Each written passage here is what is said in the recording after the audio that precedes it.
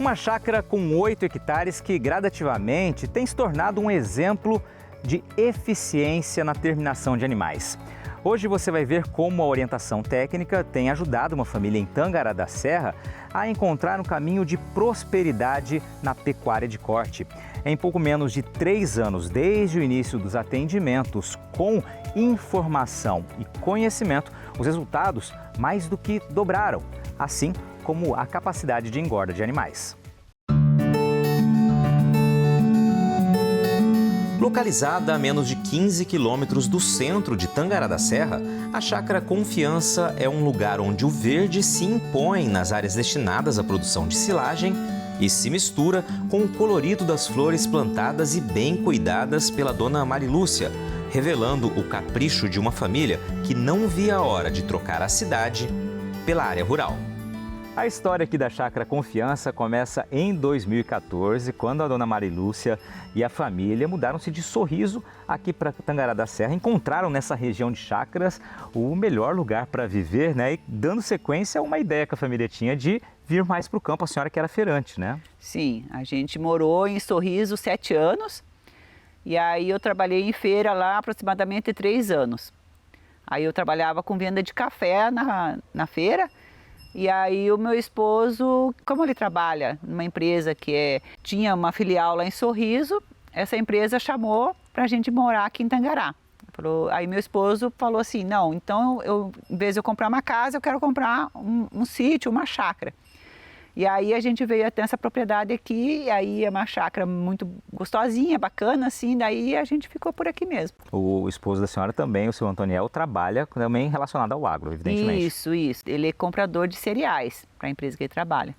E aí ele quis mexer no ramo de gado, né, porque ele já, quando ele era solteiro, a família dele já mexia também com gado, né. Uhum. Aí quando a gente casou, aí ele parou, porque daí ele foi trabalhar em empresas, né? E aí ele falava sempre que ele queria ter uma propriedade para ele criar os animais dele, porque ao mesmo tempo ele trabalha em empresa e assim, o gado é quase que um lugar assim para ele desestressar, assim, entendeu? Para ele é uma distração, ao mesmo tempo é um ganho também, né? Aí a gente colocou o gado no pasto, né? E aí a gente começou ali com 10 cabeças e foi aumentando, né? Foi para 15, 20. Só que como tinha pouco pasto, ele resolveu começar a tratar no coxo também, né? Porque daí ele foi comprando mais, quando viu já tinha ali mais 50 cabeças, né? E aí começamos a fazer o semi-confinamento. Ainda assim, mesmo assim, o pasto era pouco, né? Aí ele falou assim, não, então vamos começar a aumentar mais, mas eu vou completar o capim-açu, né? Que daí do capim-açu tem mais volume de comida pro gado, né? Aí como ele já trabalha em empresa que compra cereal, arroz e feijão para a empresa, ele anda muito pelas fazendas e daí ele começou a observar como que era os confinamentos, né? Aí ele resolveu colocar um confinamento mais, assim, uma coisa mais acertada, mais profissional, né? Uhum. Aí ele falou assim, não, eu quero fazer certinho, tudo programadinho, né? Mas aí faltava gente para fazer isso, né? O problema tinha solução. Trazer de volta para o convívio da família o Antoniel, filho mais novo do casal, que estava morando no Rio Grande do Sul. A gente falou para ele, vem para casa para ficar aqui, né? Aí quando ele veio para cá, meu esposo propôs para ele que se ele fosse ficar, ele ia investir mais na atividade para aumentar a quantidade de gado, só que ele precisava do Antoniel para ajudar, né? Uhum. E aí o Antoniel falou, não, então pai, pode investir que eu vou ficar. O jovem ficou, assumiu a responsabilidade e a rotina do negócio. O dia a dia aqui no campo é algo literalmente novo para o Antoniel, que estava acostumado com uma outra praia. Aliás, não era praia, né? A água era outra. Ele era nadador, ficou durante muitos anos na piscina, né, Antoniel? Desde os 8 nadando, começamos em Sorriso, aí depois de lá fui convidado para ir para Porto Alegre, nadar no Grêmio Náutico União, com 14 anos praticamente. Fiquei lá, consegui disputar brasileiros, ganhei pódio, consegui ir para o Mundial Escolar em Marrocos. Aí Chegou 2020, pandemia, parou tudo. Meus pais foram me visitar lá e fizeram um convite para vir para cá. Como é que foi essa mudança para você? Cara, foi demais, porque vivia num mundo completamente diferente, no meio do esporte e tudo mais, nadando, aí chega pra cá, tipo, querendo ou não, um campo mais calmaria, não era tanto correria assim. Eu gostei muito de começar a trabalhar aqui, ver gado e tudo mais, trabalhar com animais. A gente tem cabrita aqui, galinha, porco, e a vocação foi trabalhar com gado. E me fala como que foi quando você veio para cá, em que momento a propriedade estava no que diz respeito à pecuária? Antigamente aqui era tipo pasto, aí tinha mais 6, 7 cabeças de gado aqui, aí ele, já que tu tá aqui, tá fazendo nada, então vamos pegar mais um pouco de gado e vamos começar a trabalhar. Aí foi lá, no primeiro ano a gente fechou uma carga de caminhão só, que foi 18, aí ele, deu lucro? Vamos aumentar então. Aí no segundo ano já colocou 2 cargas, 36, só que aí ainda estava no semi-confinamento, que estava o gado pastando e tudo mais. Aí eu comecei a estudar um pouco, aprofundar, gado semi-confinamento, tá bom, dá engordando e tudo mais, mas gado confinado, ele acaba engordando um pouco mais, pode ter uma lucratividade melhor. Aí que a gente decidiu fechar, fizemos a primeira baia e tudo mais, só que a gente não tinha nada ainda. Não tinha trator, não tinha misturador, então era trabalho braçal. Vinha, cortava a silagem, misturava com milho e tratava do gado. Pegando um conhecimento geral, não era um conhecimento profissional no caso. Era no que sabia, fundamentos, que ele conversava com os outros produtores e tudo mais, aí ele vinha, trazia para cá, a gente aplicava. Foi aumentando tudo mais, até chegar mais 60 cabeças de gado por aí, que estava ficando muito pesado para quem trabalhava aqui, que era trabalho braçal. Aí ele, então a gente vende um pouco de gado, diminui, investe e compra um trator que vai ajudar muito. Foi nisso, dito e feito, aumentou bastante. E aí me diz uma coisa, você falou que vocês faziam conforme o seu pai ouvia nas fazendas que ele ia, que ele visitava os produtores, isso era um conhecimento mais geral, não era um conhecimento específico aqui para vocês. Como que chegou esse conhecimento específico que deu essa virada de chave? Então, foi através da Janaína, que trabalha no Senar. Ela estava passando aqui por perto, viu que tinha gado de confinamento aqui, parou e ofereceu os serviços que o Senar proporciona pra gente. Aí a Janaína veio, começamos a trabalhar, começou a estudar, veio como que era a nossa relação aqui, viu que dava para fazer um planejamento bom para fazer alavancar bastante nosso lucro e dar uma visão mais clara da gente no que a gente estava trabalhando. A chegada do programa de assistência técnica e gerencial aqui na Chácara Confiança foi há quase 3 anos. Quando você veio para cá, qual era a realidade, né? Como que você se deparou aqui nessa propriedade com uma família que trouxe um ex-nadador para de volta, né, da proximidade para começar para ele uma atividade nova e dar sequência a um sonho, né, do pai principalmente? Luiz, na verdade eu encontrei essa propriedade foi muito ao acaso. Eu vi os bois aqui na lateral, né? Eu estava junto com um técnico de campo mais experiente. Ele estava ensinando a gente, a minha outra técnica, a metodologia da TEG. E aí eu parei, nós viemos aqui, o Antoniel estava tratando os animais. Aí, muito menino, muito novo, né? Eu já fiquei pensando, mas será que é ele que toca? Será que é o pai? Como que é, né? Mas vamos perguntar. Paramos, perguntamos, ele explicou meio por cima como é que fazia. Eu expliquei, em forma geral, como que a TEG funciona, e ele falou que ia ver com os pais, e eles aceitaram e me receberam de uma forma muito aberta. Eles literalmente abriram as portas da casa deles para a minha chegada. E o que me abriu muita oportunidade de poder realmente comentar o que eu achava que poderíamos melhorar, o que deveria ser mantido, porque numa propriedade nem sempre tudo tem que mudar. Muita coisa, às vezes, a gente tem que manter, né? E fomos traçando linhas de trabalho. Quando eu cheguei aqui, eles estavam com gado bem aqui nessa região da Moringa. Aqui era o confinamento que o Daniel estava tocando. Tinha 100 e poucas cabeças, não sei se era 110 ou 115, algo em torno disso. E aí, conversando com ele, ele falou: olha, Janine, esse gado já está aqui há mais de 1 ano. Eu falei: mais de 1 ano? E aí a gente detectou, por exemplo, estavam comprando animais muito jovens, recém-desmamados já foram então confinados, acabou que virou um sequestro, né? Fizeram a recria e a engorda no mesmo ciclo. A dieta, eu dei uma olhada, uma visualizada, vi que ela não estava equilibrada, então não estava contribuindo para o aceleramento do ganho de peso.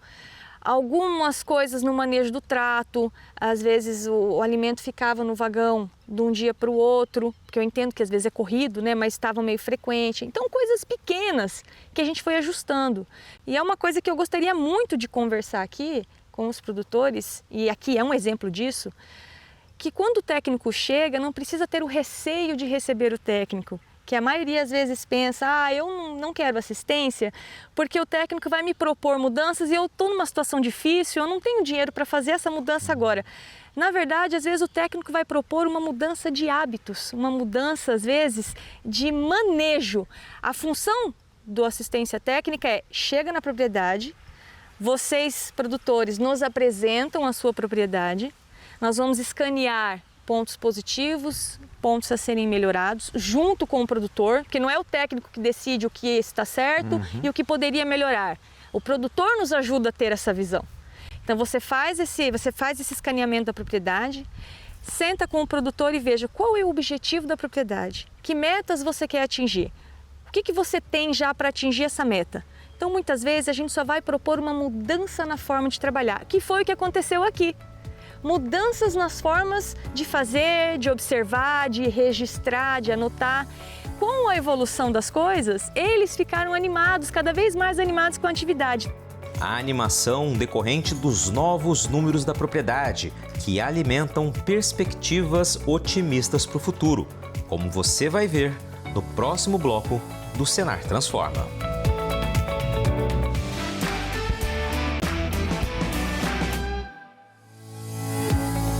Do alto dá para ver como a Chácara Confiança é organizada. Cada canto foi pensado estrategicamente, visando otimizar a rotina da propriedade. Entre as áreas de produção de silagem fica a estrutura do confinamento, hoje tomada pela vegetação. Aliás, a ausência de animais nesta época do ano tem motivo. A engorda por aqui é feita exclusivamente no período da seca. Na época das águas, como o gado fica em ambiente fechado, cria muita lama. O gado pisoteia e tudo mais, acaba prejudicando ele. Na época da seca não tem isso, não tem essa relação. O gado consegue engordar, ter uma engorda melhor do que na época das águas. Então a gente tem essa pausa, que no caso a gente foca mais na silagem, às vezes ajeita um pouco a chácara e tudo mais para poder receber eles depois. A gente está no momento ainda das águas, um momento de chuva constante aqui na região, inclusive é o momento de preparar a comida dos animais que vão vir na época da seca. Isso, a gente está fazendo planejamento para saber quantos animais a gente vai poder suportar na época da seca. Então, para que não falte comida e também que não sobre, porque se sobrar vai estragar querendo ou não, porque está em silo, depois que abrir o silo, acabou, tem que consumir, senão o que ficar vai estragar. Então o planejamento vem aí para que no final dê tudo certo, não tenha desperdício e que a gente não fique apavorado no final também indo atrás de comida, outros meios de alimentar o gado. Planejar bem a atividade, um dos primeiros ensinamentos que a Janaína repassou ao Antoniel logo que a chácara começou a ser atendida pelo Programa de Assistência Técnica e Gerencial. Ela veio, começou a estudar, veio como que era a nossa relação aqui, viu que dava para fazer um planejamento bom para fazer alavancar bastante nosso lucro e dar uma visão mais clara da gente do que a gente estava trabalhando. O caminho foi fazer um planejamento certinho do que a gente tinha para onde a gente podia chegar. E para conseguir chegar sempre mais longe, era preciso corrigir alguns pontos. A questão do confinamento, ele é diferente de propriedades como cria e recria, em que você vai planejando vários tópicos ao longo do ano. O confinamento não. O confinamento você tem que planejar tudo antes. E geralmente ali é no final do ano, que é o caso deles que só confina na seca. No final do ano é quanto de silagem vai fazer, como é que vai fazer a silagem, correr atrás dos ingredientes. E no restante do período é executando aquilo que você planejou. Então nós chegamos aqui, eu já não mexi de cara na dieta mais e também não tinha que fazer, os animais já estavam aí. Faltava pouco para terminar. Qual que foi o ponto da dieta que era o que estava sendo feito ali na hora, que ainda dava para mudar para um próximo ciclo? Alta fibra, baixa energia. Eles tinham a fonte, a silagem do capiaçu que eles faziam, resíduo de soja e casca de arroz. São 3 ingredientes fibrosos de baixa energia, não contribui com ganho de peso efetivamente. E elas estavam entrando com uma grande parte da dieta, então isso aí atrasou os animais, que já iam exigir um ciclo longo devido à idade muito jovem e ainda por cima uma dieta de baixa energia. Então já foi uma coisa que eu propus para a gente fazer já no próximo ciclo. Se a gente traçar então um paralelo de como estava quando você chegou para agora, né? Me passa o que mudou assim na prática, vamos lá. A questão da idade dos animais, que foi crucial, eles pegaram das outras vezes animais recém-desmamados e já confinaram, e agora não. Eu falei assim, olha, nós vamos trabalhar com confinamento aí na média de 390 quilos animal de entrada. Né? De 390, aí leva até 550, 580 quilos. Então esse foi o primeiro tópico que nós mudamos. Peso mínimo de entrada no confinamento. Segundo, planejamento alimentar com muita antecedência, até mesmo antes de fazer a silagem. Então nós colocamos um ingrediente fibroso, um ingrediente proteico, que foi o DDG na época, 2, né? O DDG e mais a ureia, 2 proteicos no caso, um energético, que foi o milho, e o mineral. Então nós simplificamos a dieta, mas com um representante de cada categoria de nutrientes. Segundo, como é que nós vamos colher? Qual é a época melhor para colher esse capim para fazer silagem? Então, monitorando matéria seca em micro-ondas. Dimensionamos o silo, fizemos a silagem. Aí no ano seguinte foi só executar essas primordiais mudanças e o restante era manejo. Manter sempre os coxos limpos, tanto de água quanto de alimento. Eu ficava sempre cobrando, a gente às vezes é chato, tem que ficar cobrando as mesmas coisas. Ó, como é que está o coxo de água? Tem que limpar o coxo d'água. Tem que dar uma olhada nas sobras, tem que retirar, se sobrou muito não pode remontar, tem que retirar.